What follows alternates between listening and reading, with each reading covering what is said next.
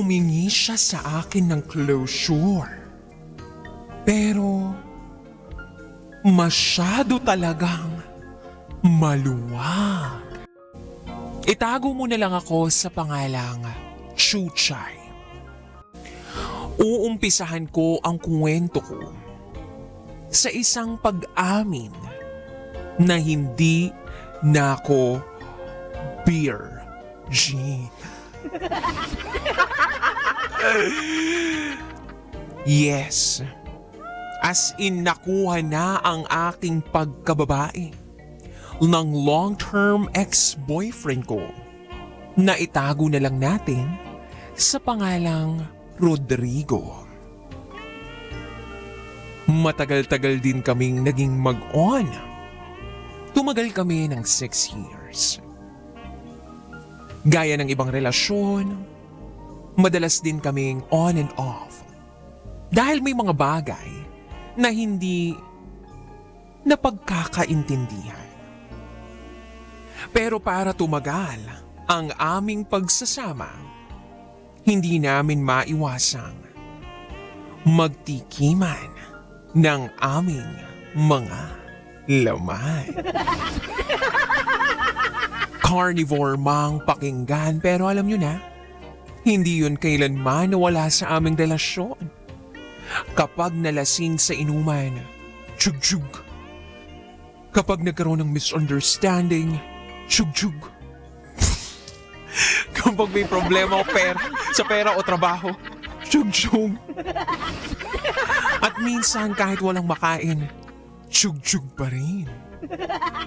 Tsyug-tsyugan ang gamot namin sa lahat ng problema.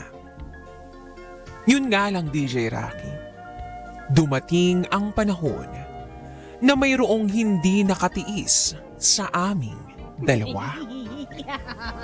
At hindi ako yun, kundi siya. Nahuli kong nakikipagtsyug-tsyugan siya sa iba. Aba, hindi ako nakapagtimpi. Hinila ko ang mismong hotdog niyang nakatayo pa at tila may langis pa ng mga oras na yon. At kinaladkad ko palabas ng kwarto kung saan nagtsyug-tsyugan sila ng kabit niya. Gusto ko sanang putulan ng hotdog kaso sayang naman. Matagal ko ring napakinabangan at nakain ang hotdog na yon. Kaya pinalampas ko muna. Nagpakalma ako ng ilang araw. Inalam ko muna kung ano ang totoo at ano ang fake news. At saka ko na ulit kinausap si Rodrigo.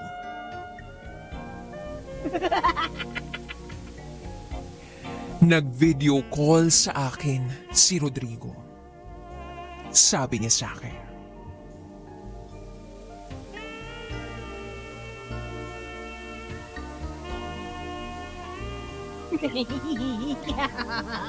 "Hello, love. Sorry sa nagawa ko. Hindi na yun mauulit."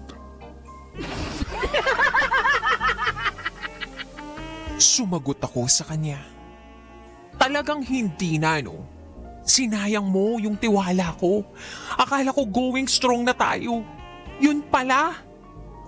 Yang hotdog mo, yang going strong tapos sa iba pa.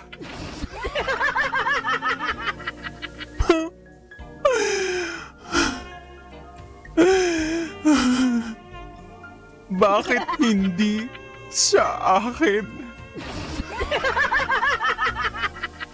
Ano ba ang nagawa ko?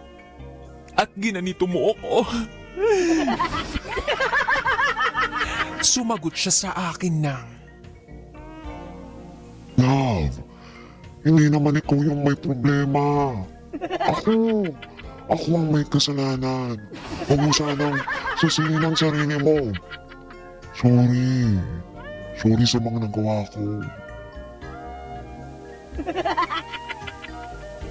Sa puntong yun, mas nanaig ang dinidikta ng utak ko kesa sa puso ko, kaya sabi ko sa kanya,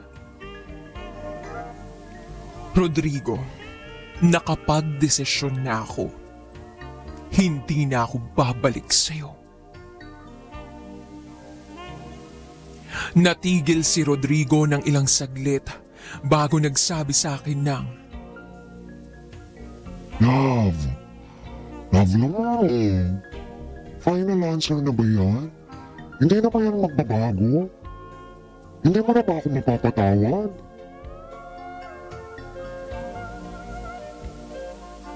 Sumagot ako ng, hindi na. Hindi na. Sabay sabi niya ng, Kung ganun, magkita man lang tayo ulit. Kahit sa huling pagkakataon. Meron naman tayong closure. Pwede ba magkaroon tayo nun? Sige na. Please.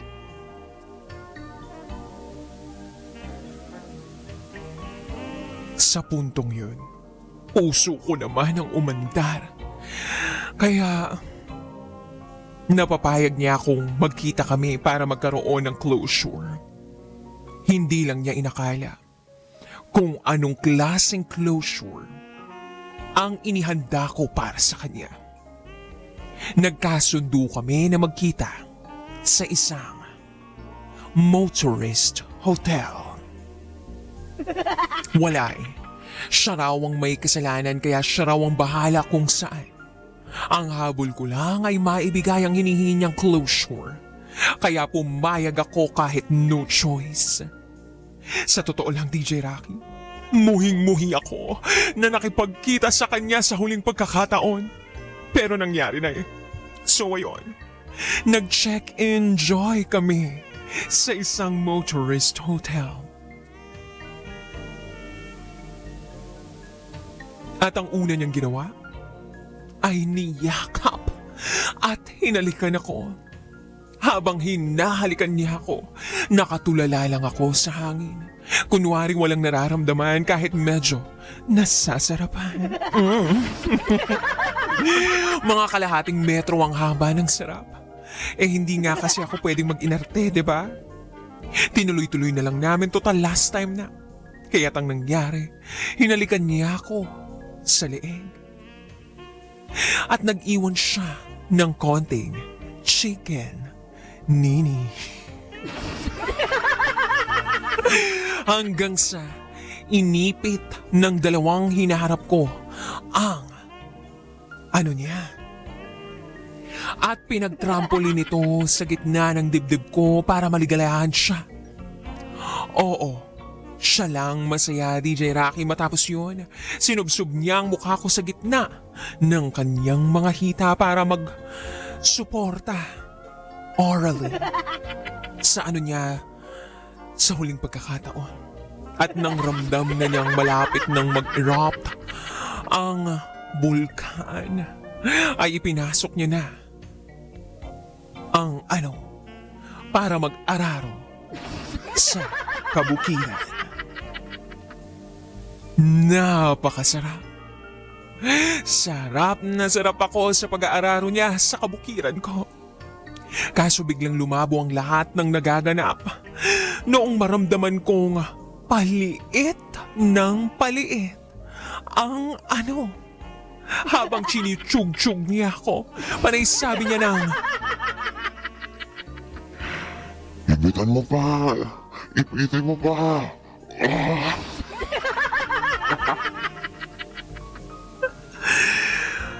kunwari sinubukan ko pero hindi ko magawa ng tuluyan. Kaya nag-request uli si Rodrigo sa akin ng, Closure, closure, closure sa petsa. Hipitin mo po ang pag-ipit para tuluyan na akong makalabas.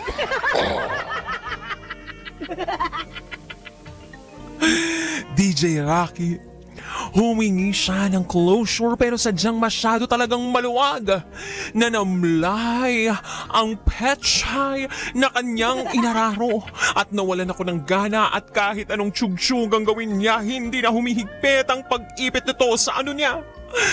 Ay, kaya tuluyan nang nanlambot si at nabadtrip siya sa akin. Nagbihis siya at sinabing, Wala na. Tapos na tayo. Nakaka-bad trip. Pagalis niya, nagbihis ako. Ngumiting tagumpay, kumuha ng baso at ininom ang alak na nasa lamesa na naiwan niya. Ngiting ganti lang ang nagawa ko noon. Saka ako nagpahinga ng mag-isa. Ano ha, closure ang hiningi, closure? Eh di, hindi ko sa kanya ibinigay. Bakit ko hihigpitan? Eh, pinakakawalan ko nga si Rodrigo, di ba? Ganyan dapat gumanti sa taong manloloko. Tsaka lang ito higpit kapag totoong mahal ako ng taong mahal na kumakapit, dumidikit, lumalambing sa akin. At isa lang masasabi ko, sinayang ni Rodrigo ang 6 na taon namin. Kaya sasayangin ko rin ang closure na hinihingi niya. Bahala siya sa buhay niya. Magtiyaga siya sa petsay ng kabit niya. Closure. I-close mo ang mukha mo, Rodrigo. Basta tapos na tayo. Doon ka na sa iba mo.